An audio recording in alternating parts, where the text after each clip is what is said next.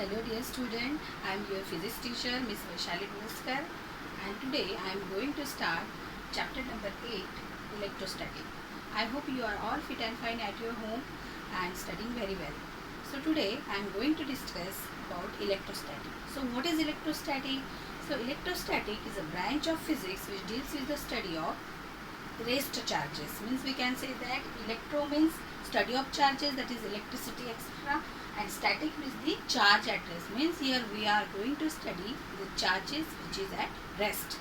So first of all we will discuss Gauss law, because I am going to discuss here the applications of Gauss law. What are the different applications of Gauss law? So we will discuss first what is Gauss law. So Gauss law gives a relationship between electric charge and electric field here.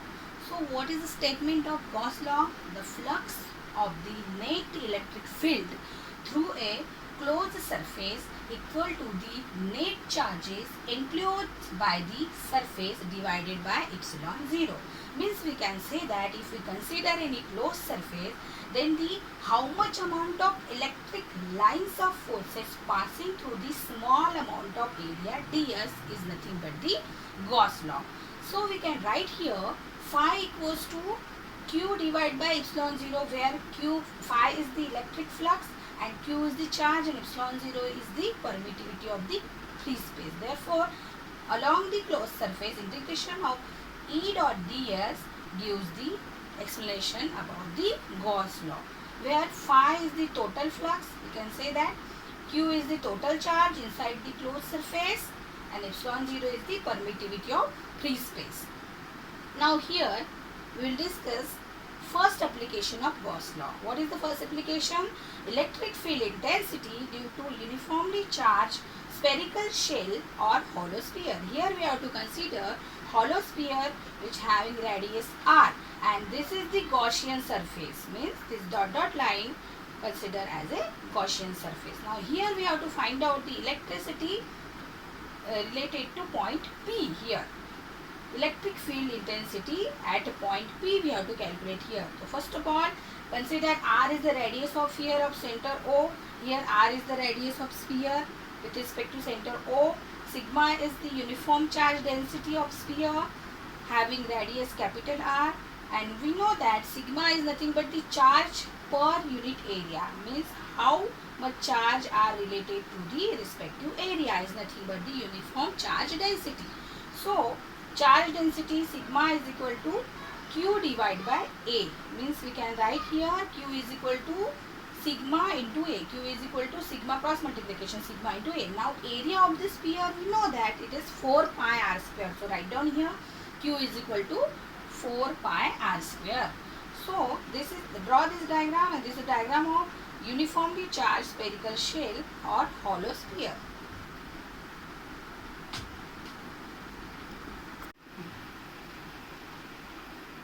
Now by Gauss law or theorem, net flux phi is equal to q divided by epsilon 0, or we can say that along the closed surface integration of E dot ds, which is equals to net flux, where q is the total charge. Now here we have to find out the electric field intensity at point P here. Now see this diagram.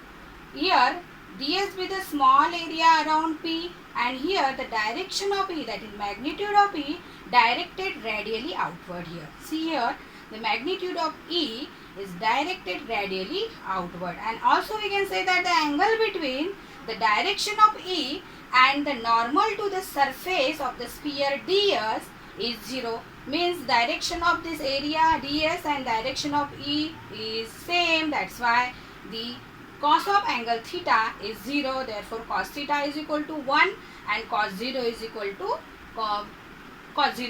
1 here. Therefore you can write the electric plus d phi is equal to E dot of ds into cos of theta, and this theta is equal to 0 here.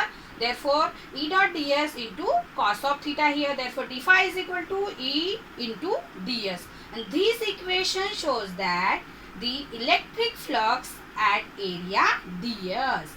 This is the equation of electric flux with respect to area ds. Now we have to find out the electric flux of whole sphere. this electric flux of whole sphere we have to calculate here. Now therefore integrating on both sides this equation. Now this is the equation. Integrate this equation on both sides. Therefore what we get here, integration of d phi is equal to integration of e ds. So integration of d phi is equal to phi. Phi is equal to e common out, e into integration of ds. As we know that the area of the sphere is 4 pi square. Write down the value of ds is equal to 4 pi square. This is equation number 2 here. So from equation 1 and equation 2, what do we get here? Equation 1 and 2, left hand side are equal here, phi, and here also phi here. So we can write q by epsilon 0, where epsilon 0 is the permittivity of free space and q is the charge, total charge. Q by epsilon 0 is equal to right hand side of the equation E into 4 pi r square.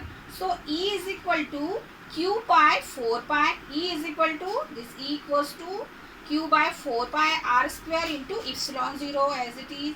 So 1 by 4 pi r square is equal into Q by epsilon 0. We can write this way also. This is equation number 3. As we know that the uniform charge density sigma is equal to charge upon area, as we know that. So Q की value हमने निकाली है पहले ही, Q equals to sigma into 4 pi are square. In the previous session Q is equal to sigma into 4 pi are square. Now put the value of Q here. Q is equal to sigma, this is not 6, this is sigma. Sigma into 4 pi are square put here.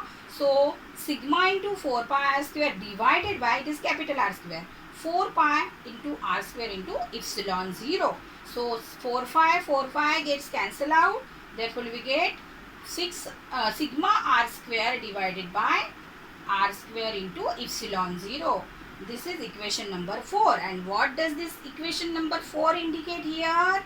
This equation number 4, that is E equals to electric field intensity equals to sigma r square divided by small r square into epsilon 0, indicate the electric field intensity outside the shell is same as that due to the point charge P here. Means it is same due to the point charge P, we can say that. Now here we have to discuss two cases. Two cases we have to discuss here.